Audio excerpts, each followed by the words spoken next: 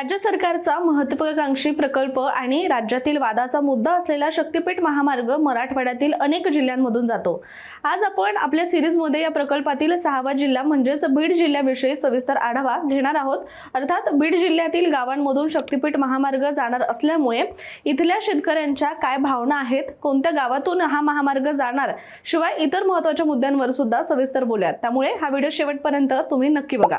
नमस्कार, मी रामेश्वरी आणि तुम्ही पाहताय कट टू कट। मुख्यमंत्री देवेंद्र फडणवीस यांचा ड्रीम प्रोजेक्ट असलेला शक्तिपीठ महामार्ग सध्या सगळीकडे वादाचा विषय ठरतोय। त्यामुळे राज्यातील ज्या भागातून हा महामार्ग प्रस्तावित आहे त्यातील बहुतांश ठिकाणी हा महामार्ग कायमचा रद्द करण्यात यावा ही मागणी जोर धरून आहे आणि याच विरोधाची धग आता बीड जिल्ह्यापर्यंत सुद्धा येऊन पोहोचली आहे।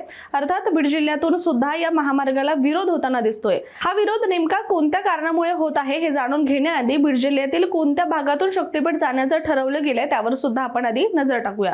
तर बीड जिल्ह्याच्या परळी आणि अंबाजोगाई या तालुक्यातील काही गावांमधून शक्तिपीठ महामार्ग जात असून यामध्ये परळी तालुक्यातील इंजेगाव, कवठळी, तळेगाव, डाबी, कणेरवाडी, भोपाला या गावांचा समावेश आहे। तर अंबाजोगाईतील वरवंटी, पिंपळा, धायगुडा, गिरवली आपटे, गिरवली बामणे, गीता, भारज, सायगाव, नांदगाव ही गावं असल्याची माहिती सुद्धा समोर येते।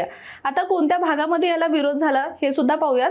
तर याच महिन्यातील समोर आलेल्या माहितीनुसार बीडच्या अंबाजोगाई आणि परळी तालुक्यातून शक्तिपीठ महामार्ग जाणार असून या ठिकाणचे शेतकरी या महामार्गाविरोधात आक्रमक झाल्याचं दिसून आलं होतं। कारण महामार्गाच्या मोजणीसाठी आलेल्या अधिकाऱ्यांना शेतकऱ्यांच्या तीव्र रोषाला सामोरं जावं लागलं होतं।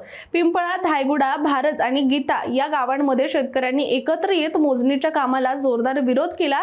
शिवाय कोणत्याही परिस्थितीत आपल्या जमिनी देणार नाही अशी ठाम भूमिका घेत शेतकऱ्यांनी घोषणाबाजी सुद्धा केल्याचं पाहायला मिळालं। विशेष म्हणजे या आंदोलनामध्ये महिला शेतकऱ्यांचा सुद्धा मोठ्या प्रमाणात सहभाग दिसून आला। मग काय, वाढत्या विरोधामुळे अधिकाऱ्यांना अखेर मोजणीचं काम हे अर्धवट सोडून माघारी फिरावं लागलं होतं।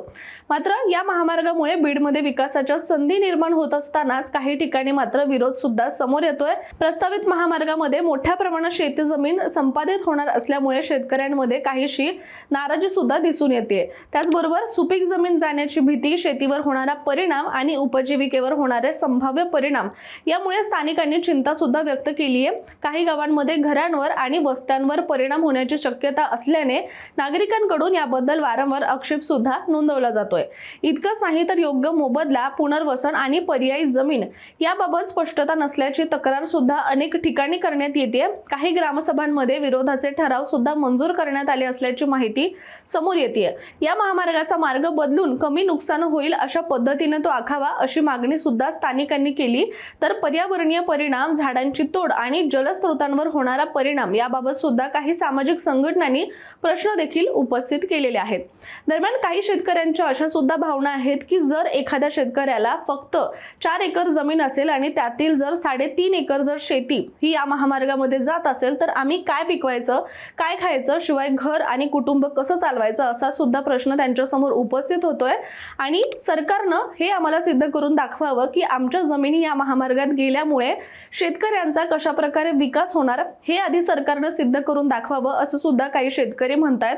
आणि जर अशा कोणताही आशा दिसत नसतील किंवा शेतकऱ्यांच्या जमिनी जर या महामार्गामध्ये जात असतील तर आमच्याकडे आत्महत्येशिवाय दुसरा कोणताही पर्याय उपलब्ध राहत नाही असं देखील काही शेतकऱ्यांनी याबद्दल भावना व्यक्त केलेल्या आहेत। आणि त्याचमुळे सरकारला हात जोडून विनंती आहे की कृपया हा शक्तिपीठ महामार्ग गावांमधून रद्द केला जावा असं देखील काही शेतकरी म्हणतात। आता आपल्या सगळ्यांनाच माहिती की शक्तिपीठ महामार्ग सरकारने म्हटल्यानुसार राज्यातील काही प्रसिद्ध धार्मिक स्थळांशी सुद्धा जोडण्याचा त्यांचा मानस आहे आणि त्याचपैकी एक प्रसिद्ध धार्मिक स्थळ म्हणजेच बीड जिल्ह्यातील परळी वैजनाथ हे मंदिर आहे आणि जे भगवान शिवाच्या 12 ज्योतिर्लिंगापैकी सुद्धा एक मानलं जात आहे।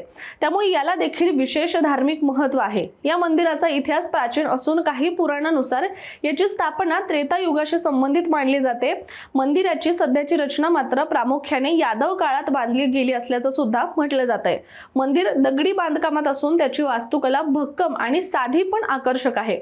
मंदिराचं आणखी एक वैशिष्ट्य म्हणजे इथे शिवलिंगावर थेट स्पर्श करून अभिषेक करण्याची परवानगी दिली जाते, जे अनेक ज्योतिर्लिंगामध्ये अशी परवानगी विशेषतः दिली जात नाही आणि त्यामुळे इथे भाविकांना किंवा भक्तांना एक वेगळाच अनुभव सुद्धा मिळतो। दरवर्षी महाशिवरात्री, श्रावण महिना आणि इतर धार्मिक उत्सवांमध्ये सुद्धा इथे मोठ्या प्रमाणावर भाविकांची गर्दी पाहायला मिळते। विशेषतः महाशिवरात्री या दिवशी मंदिरामध्ये भव्य उत्सव आणि पूजा अर्चा सुद्धा आयोजित केली जाते।